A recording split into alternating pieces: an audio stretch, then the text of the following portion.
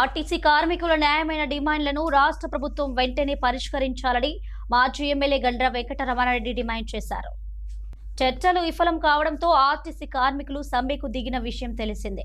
కాగా బుధవారం Bhupalpally RTC depot ముందు ఆర్టీసీ జేఏసీ ఆధ్వర్యంలో డిమాండ్లను ప్రభుత్వం పరిష్కరించాలని ఆర్టీసీ కార్మికులు నిరసన చేపట్టారు.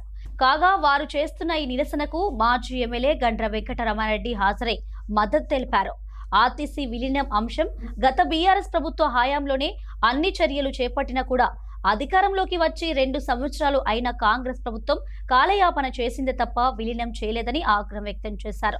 ప్రభుత్వం ఆలస్యం చేయకుండా ఆర్టీసీ కార్మికుల సమస్యలను పరిష్కరించాలని డిమాండ్ చేశారు. ఈరోజు తెలంగాణ స్టేట్ రోడ్ ట్రాన్స్పోర్ట్ కార్పొరేషన్కు సంబంధించిన కార్మికులంతా కూడా సమ్మెలకు దిగడం జరిగింది.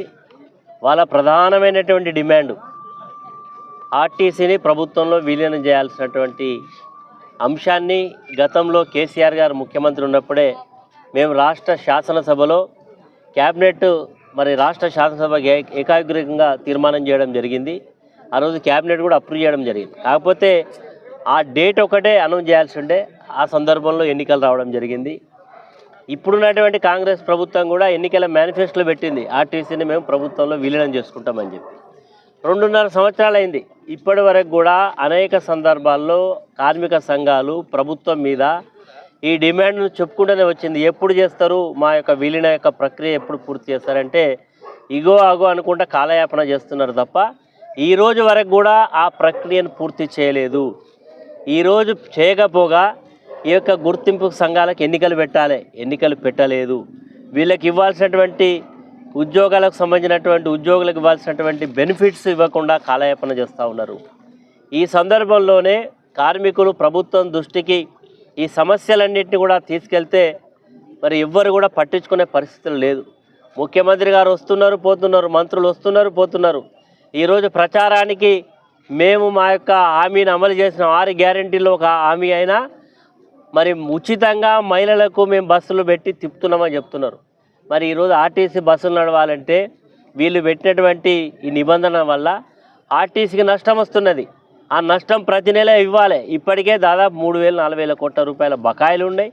ప్రతి నెల ఏదైతే ఈ యొక్క మహిళలకు సోదరిమణులు ఎక్కి ఫ్రీగా పోయేటువంటి దాన్ని ప్రభుత్వం పూడ్చాలి. ఇప్పటివరకు పూడ్చకుండా దాదాపు 3,000-4,000 కోట్ల పెండింగ్స్ ఉన్నాయి.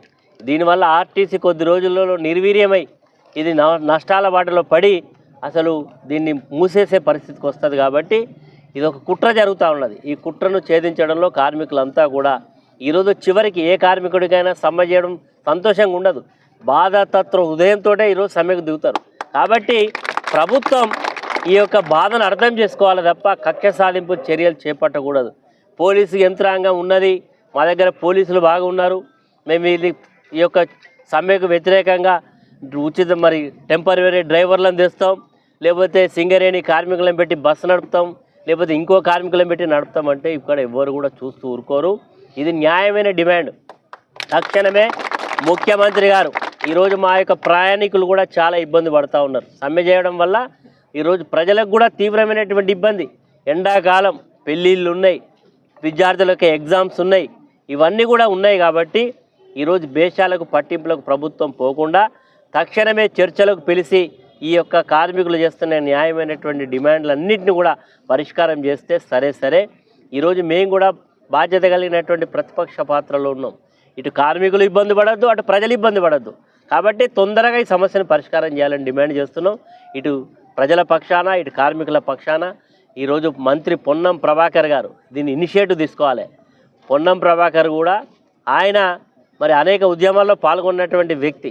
కాబట్టి పొన్నం ప్రభాకర్కు నేను సూచన చేస్తా ఉన్నా, ప్రభాకర్ గారు మీ ముఖ్యమంత్రి దగ్గర తక్షణమే పోండి, ఈ సమస్యను వారికి వివరించి ఈ సాయంకాలం లోపల సమ్మె విరంభించే విధంగా ప్రకటన వచ్చే విధంగా చేయాలని ఈ సందర్భంగా డిమాండ్ చేస్తున్నాం.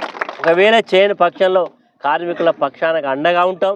వారు చేసే ప్రతి అడుగు ఖచ్చితంగా వారికి అండగా ఉంటాం. ప్రభుత్వం మాత్రం దీన్ని ఏ రకంగానైనా నిర్వీర్యం చేయాలని చూస్తే మాత్రం తగిన మూల్యం చెల్లించుకో తప్పదని హెచ్చరిక చేస్తున్నాం.